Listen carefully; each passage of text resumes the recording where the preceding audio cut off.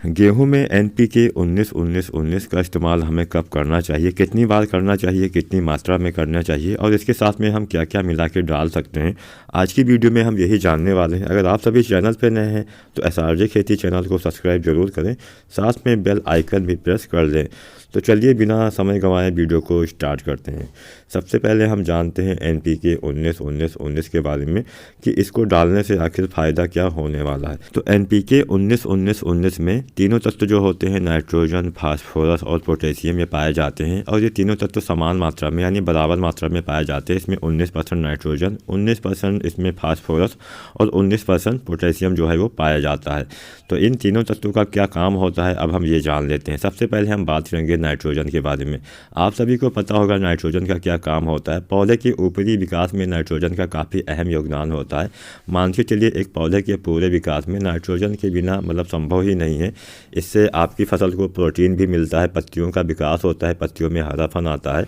Nitrogen के इस्तेमाल से हमारी फसल को प्रोटीन भी मिलता है, हमारे पौधे के लिए ज़रूरी होता है। ये तत्व पौधे को विटामिन भी प्राप्त करवाता है, पौधे की कोशिका विभाजन में भी हेल्प करता है, यानी ज़्यादा कल्ले बनने में भी मदद करता है, पौधे में हरापन तो लाता ही है। इसके अलावा भी नाइट्रोजन का बहुत सारा काम होता है। आप इतना समझ लीजिए कि पौधे के ऊपरी विकास के लिए जो सबसे ज़्यादा आवश्यक तत्व होता है वो होता है नाइट्रोजन। बिना नाइट्रोजन के पौधे के ऊपरी विकास संभव ही नहीं है।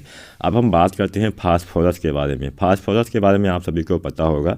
फास्फोरस खाद का विशेषकर जो जड़ों का विकास होता है ये फास्फोरस की वजह से ही होता है। जड़ विकास में काफ़ी हेल्प करता है, पौधे के तने के विकास में भी हेल्प करता है, पौधे में फूल बनने में मदद करता है, फल आने में मदद करता है, बीज बनने में मदद करता है। इसके इस्तेमाल से पौधे की बढ़वार भी अच्छी होती है, फूल फल तो अच्छे आते ही हैं।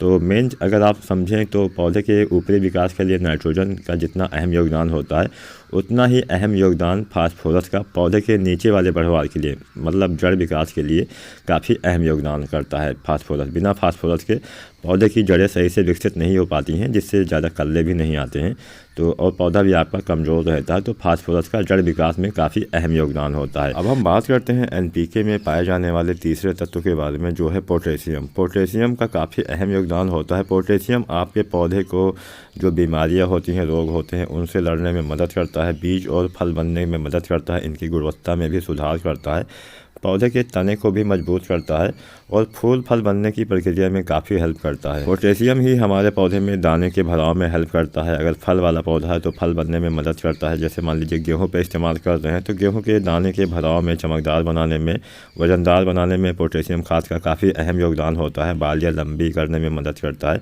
लंबी बालियाँ आती हैं, दाने अच्छे आते हैं, जिससे आपका जो फसल है वो काफ़ी अच्छी रहती है, ज़्यादा उत्पादन भी आपको मिल जाता है।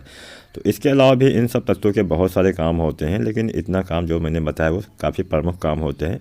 तो इनके बिना तो आपके पौधे का विकास संभव ही नहीं है।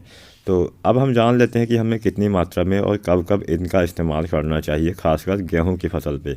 हर फसल के हिसाब से इनका इस्तेमाल अलग अलग होता है। और अगर हम बात करें गेहूं की फसल में हमें कब इस्तेमाल करना चाहिए, तो गेहूं की फसल में एनपीके 19-19 का आपको 2 या 3 बार इस्तेमाल करना चाहिए। और अगर आप इनका इस्तेमाल 3 बार करते हैं तो काफ़ी बढ़िया रहता है, एक बूस्टिंग का काम करता है और आपकी फसल को ये तीनों तत्व बराबर मात्रा में मिल जाते हैं, जिससे आपका पौधा हरा भरा बना रहता है, दाने अच्छे आते हैं, चमकदार आते हैं, पौधे की ग्रोथ भी बनी रहती है। तो अब हम जान लेते हैं कि गेहूं की फसल में हमें एनपीके 19-19-19 का इस्तेमाल कब करना चाहिए। तो पहली बार अगर आप इस्तेमाल कर रहे हैं तो पहला स्प्रे आपको करना चाहिए जब आपकी गेहूं की फसल लगभग 20 से लेकर 25 दिन की हो जाती है।